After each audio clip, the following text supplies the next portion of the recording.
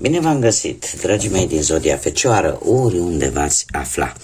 Bine ați venit tuturor pe canalul meu Tarot Flori de Loto, numele meu este Nina și ca de obicei mă bucur să vă am alături la fiecare lectură. Atât pe dragii mei abonați, cum de asemenea și pe cei care poate sunteți pentru prima oară aici pe canal. Dragilor, azi voi face, așa cum am obișnuit, o lectură atemporală. Ce înseamnă asta? Nu are o limită de timp. Este valabilă din momentul în care voi o veți urmări, așa că toți cei care aveți soare, lună, Venus sau ascendentul în Zodia Fecioară, atunci această lectură este de asemenea și pentru voi. Un aspect important de care va trebui să țineți cont este acela că voi vă construiți propriul viitor, așa că vă rog din suflet să luați decât acele mesaje care rezonează cu voi, iar restul lăsați-le să zboare în univers, pentru că sigur sunt pentru alte energii, pentru alte persoane care într-o mai mică sau mai mare măsură au o legătură cu Zodia Fecioară. Dacă nu veți rezona cu această lectură, nu face nimic, puteți viziona celelalte zodii care pot reprezenta pentru voi ascendentul sau planete importante sau aspecte astrale importante din harta voastră natală. Cum de asemenea puteți urmări celelalte lecturi, da? Pe lista Tarot 2025 pe care tocmai ce-am început-o și unde puteți să căutați zodiile Fecioară, unde acolo considerați că vă regăsiți și puteți afla informații și mesaje importante pentru voi. Așa că, dragilor, haideți să vedem ce ne spune acest oracol zodiacal despre voi. Foarte interesant. Avem așa. Se repetă cifra 7, chiar de 2 ori.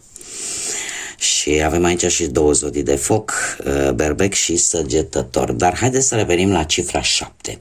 Cifra 7 este o cifră care ne vorbește foarte mult de înțelepciune. Dar în același timp ne vorbește de inteligență, de un caracter foarte hotărât, foarte ferm, de o gândire foarte profundă și în același timp de o spiritualitate foarte, foarte bună, da? În care, nu știu, poate intuiția voastră este mai puternică decât în mod normal, sau poate simțul vostru de observație este mai puternic. Ne vorbește în general de o creștere spirituală, dar și de multe binecuvântări. Ați avut o perioadă, ați traversat o perioadă într-un trecut nu foarte îndepărtat, nu știu dacă Zodia Berbec a avut ceva de văzut cu voi, cineva poate din Zodia Berbec, dar ați fost într-o perioadă în care v-ați simțit foarte volatil, în sensul că ați fost foarte ușor iritabil, ați fost precum acel combustibil, da, aici avem kerosenul, acel combustibil care se folosește la avioane, da, ați fost precum kerosenul în care erați foarte ușor de iritat și de multe ori erați ca o bombă cu ceas. Și cumva împrumutaserăți așa un pic din calitățile și din caracteristicile Zodiei Berbec, aceea de a deveni un ușor agresiv sau poate ați vrut să atingeți un scop, un plan anume și tocmai pentru a-l face cumva nu vă mai dădeați în loc de la nimic și erați așa precum un foc gata să explodeze, ca o bombă care e gata să explodeze. În prezent se menține totuși înțelepciunea, v-a făcut să vă păstrați calmul, da, cu acest 7. Și bine ați făcut, de ce? Pentru că în prezent se pare că vă mențineți, totuși, în ciuda faptului că ați fost puși ca o oală sub presiune, dar în prezent avem un iepuraș alb care ne vorbește de curiozitate, ne vorbește de o trezire spirituală foarte puternică pentru voi, care are legătură cu divinitatea, cu spiritualitatea și în general cu forma voastră de a gândi și de a vedea lucrurile dintr-o nouă perspectivă. Este timpul în care parcă trebuie să răspunzi unui apel. E ca și cum ai zice, domne, nu mai pot să ignor, trebuie să fac ceva vis-a-vis poate de o anumită situație. Pentru alții sunteți într-un moment de trezire, efectiv, ca și cum ați fi trăit într-o lume utopică, într-o lume în care realitatea nu avea ce căuta acolo și sunteți într-un moment de trezire și de a face lucruri noi, da?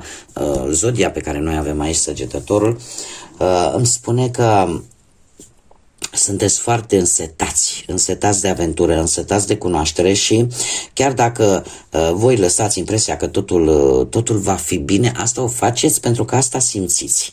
Da? Aveți o putere de convingere mult mai mare și sunteți mult mai entuziaști. Într-un viitor apropiat probabil că veți avea ceva legături cu zodiile de apă, chiar una dintre ele sau mai multe, voi știți, în funcție de cum rezonează pentru voi. Avem Rac, Scorpion și Pești, care ne vorbește de o persoană care să aibă legătură cu aceste zodii de apă, care este, din punct de vedere emoțional, o persoană foarte idealistă, da? Foarte empatică, foarte intuitivă și cu care voi veți avea de-a face într-un viitor apropiat, poate, nu știu, ca și sfătuitor, ca o persoană, ca perechea voastră dragă sau ca o persoană nouă în viața voastră sau poate ca un medic pentru unii dintre voi, da, o persoană care încearcă să vă ajute să vindecați ceva din viața voastră, să vindecați ceva, indiferent de ce aspect al vieții vorbim. Poate să fie chiar și o persoană spirituală. În general, o persoană care să vă ajute să vă vindecați de ceva care v-a tot apăsat într-un trecut nu foarte îndepărtat.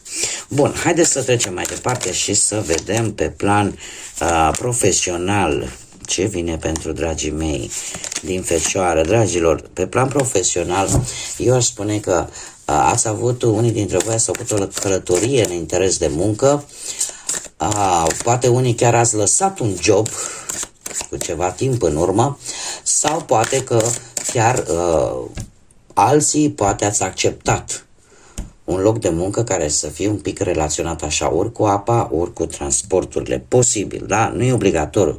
Mare lucru. Eu dau toate variantele, dar, cum am mai spus, adaptați în funcție de situația fiecăruia. În acest moment avem Împărăteasa, nu știu dacă zodia Taur vă spune ceva, o altă zodie de pământ, la fel ca și voi, dar Împărăteasa îmi spune că ai posibilitatea de a avansa în acest moment. Da? Ai o posibilitate de a te dezvolta, de a... Iar dacă această posibilitate care vine în viața ta, dacă tu vei ști să-ți faci un plan bine pus la punct, să ai tot ceea ce este necesar, sunt mari șanse să-ți iasă bine. Într-un viitor nu foarte îndepărtat, aș spune că e posibil pentru unii dintre voi să apară mici conflicte ușoare, spune, mai ales pentru cei care sunteți în căutarea unui job. De ce? Pentru că e posibil să vi se tot ceară, păi uite, îți mai trebuie cu tare adeverință, îți mai trebuie cu tare certificat, îți mai trebuie cu tare diplomă sau cu tare pregătire. Cumva această carte mie totuși îmi spune că nu este ceva voit, că o face ceva personal numai pentru voi. Nu, pur și simplu, probabil că respectiva firmă, respectiva instituție, cam asta e politica. Da? Și tocmai de aceea v-am spus că dacă voi vă pregătiți și depuneți toate documentele necesare, sunt mari șanse să vă iasă din prima și să nu mai vă tot lălâie și să vă tot amâne. Da? De asemenea, asta în mod special pentru cei care sunteți în căutarea unui job. Per general, din punctul ăsta de vedere al muncii, aș spune că aveți ceva persoane obositoare pe la locul de muncă de acolo, dar trebuie să vă avertizez în mare parte, la modul general, aveți grijă ce spuneți, cui spuneți pe la locul de muncă. Nu vă dați informațiile voastre strict personale, îmi cer scuze, tuturor, pentru că alea sunt informații care mai devreme sau mai târziu există riscul de a fi folosite împotriva voastră, așa că un pic mai atenți să fiți. Cu bănuții vedem foarte bine aici că ați avut într-adevăr, se repetă un pic informațiile de la începutul lecturii, în care ați avut o perioadă în care ați stat așa cu căpușorul un pic în nori, în care parcă nu prea vedeați realitatea de fapt. Ați traversat o perioadă cu acest 8 de spade, din punct de vedere financiar al bănuților, în care te învârteai așa într-un cerc negativ. E ca și cum ai fi zis, domne,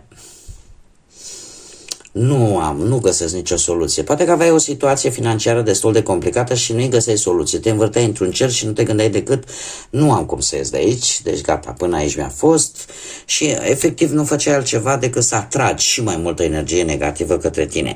În acest moment, și aici este foarte interesant și foarte benefic pentru tine, pentru cei care veți rezona desigur cu mesajul ăsta, avem un 3 de monede. Un 3 de monede care mie îmi spune că vei reuși să ieși din toată această stare. Vei reuși în acest moment, sau poate chiar ai reușit să ieși din această stare în acest moment, cu ajutorul altor persoane.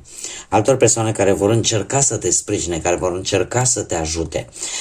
Alții, de exemplu, veți primi o anumită recompensă pentru munca voastră, în urma muncii voastre, iar lucrul ăsta vă va scoate din blocajul în care voi ați fost. De asemenea, avem un 7 de bâte care mie îmi spune că într-un viitor apropiat, pe partea asta banilor, există posibilități de creștere materială. Da? Doar că cumva va trebui să gândești un pic și pe termen lung. Există posibilitatea de a obține anumite bonusuri sau poate dacă tu, de exemplu, te vei simți amenințat de o anumită situație financiară sau de cineva care are implicare într-o anumită situație financiară, trebuie să știi că ești pe o poziție dominantă. Da? Nu ești îngropat, ești undeva sus și poți să-ți coordonezi această situație în așa fel încât să ieși cu bine din toată această problemă. Haideți să vedem cu dragostea cum stați, dragii mei, cei care sunteți prima oară, pentru cei care sunteți într-o pereche. Dragilor, și cei care sunteți într-o pereche, ați avut o perioadă în trecut în care v-ați simțit un plic blocați, în care poate ați renunțat la propria voastră voință, în care ați renunțat la nu știu, poate că unii chiar s-au simțit un pic, au avut un atașament așa un pic mai anxios vis-a-vis de perechea voastră. Sau a simțit poate că nu puteți să faceți nimic fără celălalt, chiar dacă poate situația era de așa natură încât, știți cum e, că în momentul în care renunți la propriul tău arbitru, liber arbitru, da? În momentul în care tu renunți la posibilitatea ta de a alege ce e bine pentru tine, atunci apare sacrificiul. Atunci apare sacrificiul și e posibil ca unii dintre voi să fie avut o relație un pic blocată, un pic ambiguă. De ce? Că acu era bine, acu nu era bine. Cumva, dacă nu tu, poate celălalt, da? Unul din voi se sacrifica renunțând la propria sa voință. Numai ca să facă lucrurile să meargă. Acum, în prezent, avem un 9 de cupe care îmi spune că totuși sentimentele încet parcă cresc. Și cresc, nimic de zis, deci cumva lucrurile încep să se așeze în matca lor, va exista comunicare sau chiar deja există comunicare, există planuri în comun, iar într-un viitor apropiat eu aș spune că cu acest 10 de monede, care pe partea dragostei nu e cea mai fericită carte, dar nici cea mai rea, desigur. Îmi vorbește de familie, îmi vorbește de dragoste, dar îmi vorbește de asemenea și de un interes material. Nu știu dacă e de la voi sau de la cealaltă persoană. Cert este că, sau nu neapărat numai interes material, îmi vorbește de o relație solidă, dar cu anumite interese materiale. Da? Adică lucrurile se vor termina cu bine din punctul ăsta de vedere. Haideți să vedem pentru cei care sunteți singuri. Cei care sunteți singuri, am un cavaler de bâte aici. Singuri, ca să mă explic, pentru cei care sunteți văduvi, din păcate, cei care poate divorțați, separați, despărțiți sau cei care nu au reușit să-și găsească jumătatea. Hei, Doamne, Doamne, dragii mei, acest cavaler de bâte, ați avut o perioadă în trecut în care te-a atras cineva poate mai tânăr decât voi sau cam de aceeași vârstă, nu știu, poate la locul de muncă sau ai avut o atracție mai mult fizică, aș spune. Dar în prima fază ai zis, domne, vreau să văd dacă doar e o iubire trecătoare sau poate deveni ceva serios. Și din câte văd, chiar și în acest moment, cu acest 10 de bâte, ai depus foarte, foarte mult efort pentru acest lucru. Adică fără poate să iei în calcul dacă efortul tău va merita sau nu. Ce pot eu să spun? Că într-adevăr efortul ăsta se va termina. Dar din păcate pentru voi, dragilor, se va termina cu o dezamăgire. De ce? Pentru că avem imediat un 10 de spade. Un 10 de spade care îmi spune că, mai ales pentru voi, dragilor, care sunteți singuri, mai ales cu persoanele noi pe care posibil să le fi cunoscut recent, persoane care poate ți-au promis marea cu sarea și nu și-au ținut promisiunile, apare o mare decepție. Sau poate descoperi de fapt că anumite jocuri ascunse sau desfășurat la spatele tău și lucrul ăsta logic că nu ți aduce decepție, ți aduce dezamăgire, ți aduce durere și eu aș vrea să vă spun un lucru. Nu o să mai faceți aceste lucruri pe care voi le-ați făcut până acum pentru multă perioadă de timp. E ca și cum ai zice, dom'le, am învățat lecția, nu mai fac. Dar în schimb, eu vreau să vă spun un lucru. Aparte de ce mi-arată mie cărțile. Nu faceți, poate mulți dintre voi vă gândiți, nu sunt eu aia care să vă oblig, nu, nici departe, nici pe departe. Fiecare face ce consideră de cuvință cu viața asta. Dar, în momentul în care suntem răniți de niște persoane, tindem să spunem, domne, mie nu mai îmi trebuie nimeni și nimic. Aici și eu am avut de ce să fiu ipocrită și să nu recunosc. Și eu am avut momente în viața în care am spus, mie bărbați, nu mai îmi trebuie cât o să trăiesc. Ce să vezi, că nu e rău, e cu rău, dar mai rău e fără rău. Nu toți suntem la fel. Și sunt oameni buni, oameni cu suflet care chiar merită poate tot acest efort pe care unii dintre voi poate l-ați depus, dar din păcate pentru persoana greșită. Asta înseamnă că chiar dacă sunteți hotărâți să nu mai faceți deloc, să nu mai faceți aceste gesturi, totuși ar fi bine să luați în calcul și ce v-am spus mai înainte. Nu toți suntem o apă și un pământ. Asta avem același caracter. Unii dintre noi mai avem și, dacă luăm ad literam, o apă și un pământ. Uite, unii poate sunt dintr-un blut, alții sunt din alt pământ mai negru, mai roditor, alții... Nu știu dacă înțelegeți metafora pe care am folosit-o aici. Cert este că nu suntem toți la fel. Haideți să vedem care este mesajul pentru voi, dragilor, pentru următoarea perioadă. Și avem podul sufletelor. Trecând acest pod al sufletului, te vei conecta cu inimile de pe partea cealaltă. Exact, uite, până să scot această carte, mai mult sau mai puțin, cam același lucru. Nu gândi că că toată lumea este la fel. Sunt oameni care chiar merită și să fie respectați și să fie iubiți și merită din plin toată aprecierea noastră. Atât doar că se întâmplă în momentul în care facem lucruri pentru alte persoane să nu fie tocmai acelea. Și dacă ni se întâmplă lucruri negative, avem impresia, păi nu mai fac, păi nu am de ce să mai fac. Dar de fapt, dacă s-ar judeca un pic mai în profunzime, ți-ai dat seama de fapt că nu era menit. Chiar dacă tu ți-ai dat, ai și consumat energie, efort, multe lucruri importante pentru tine, poate principii de bază, dar nu era pentru persoana aia. Asta înseamnă că nu trebuie să mai încercați, da? Pentru că există o conexiune între suflete. Decât trebuie să faceți pasul, da? Decât trebuie să o luați pe acest pod al sufletelor. Bun, dragilor, aceasta a fost lectura pentru voi. Eu mă bucur că v-am avut alături ca de obicei. Aștept în continuare să vă abonați pentru toți cei care încă nu ați făcut-o. Nu uitați în principal de like-uri, care sunt extraordinar de importante, de comentarii pe care eu le aștept cu mare drag și vă răspund tuturora atunci când, desigur, când am timp, și distribuiri. Mulțumesc din suflet tuturor celor care și-au adus aportul până în prezent în dezvoltarea și în susținerea acestui proiect numit Tarot Flor de Loto.